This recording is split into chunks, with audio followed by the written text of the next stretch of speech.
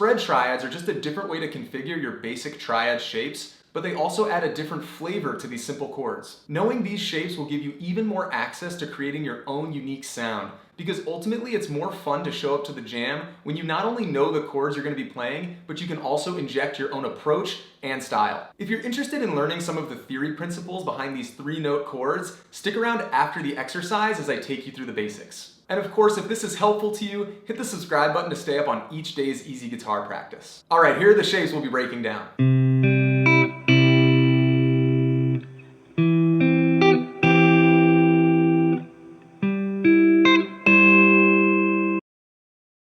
If you didn't get a chance to screenshot the tabs, I'd recommend pausing now and going back to do so you can have them pulled up and ready to go as we move into these explanations. For those of you who aren't as interested in the music theory behind these shapes, remember, no matter what, you're getting 3 new major chord flavors in any key, because although we're playing these in C major, you have the opportunity to move them up or down the neck and change the key yourself. So you actually have 3 new flavors, not just in C major, but D major, F major, G major, etc., etc. However, I do really love using these spread triads to reinforce theory concepts, so let's go ahead and jump in on that now. The best place to start in this context is with our E-shaped bar chord. Remember, we're in C major, so we're playing that up here.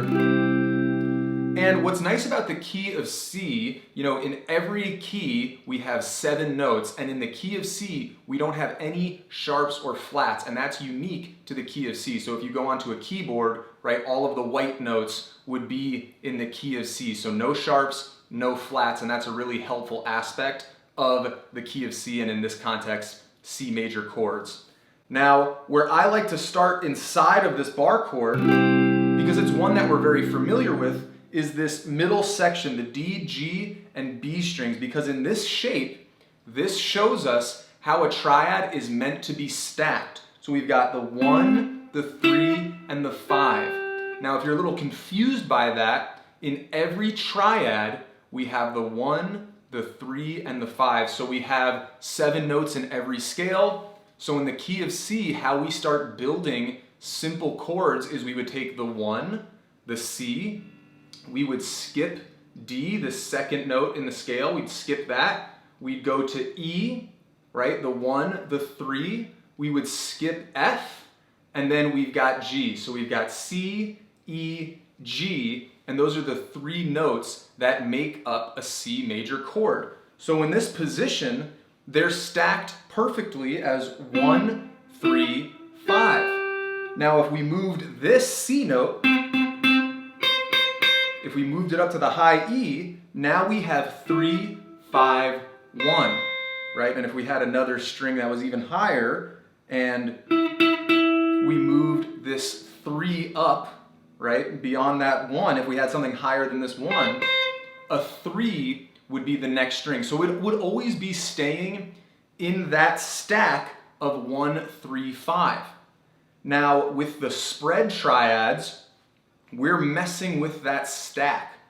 All right, it's gonna become 1, 5, 3. So the spread doesn't necessarily have to do with the physical spreading of fingers. It has to do with the musical spread of notes. So for example, if we were down in this traditional shape, so you're probably familiar with this one, the A shape or the open A shape bar chord, if you just take these 3 notes on the D, G, and B strings, just like we were up here, if we move that down here, same chord, except now the 1 is in the middle, right? Whereas up here, that's the 3.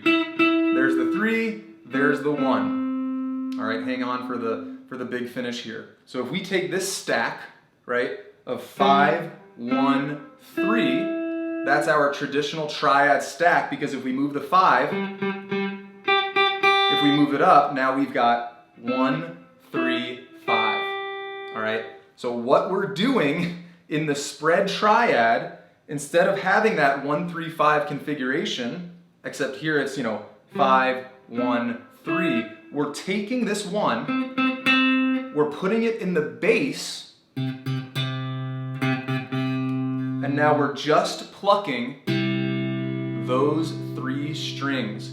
Now, you don't necessarily need to have a scenario in mind where you're going to apply this knowledge. It's just really important knowledge to have if you want to improve your skills on the guitar, because it'll allow you to know where to take things in any given scenario.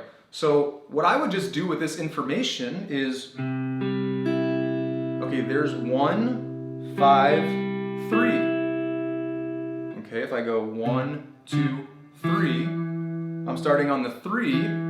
That next note in that shape, that's the 1. 3, 1, 5. Oh, we're maintaining the 1, 5, 3 configuration, and that's what creates a spread triad.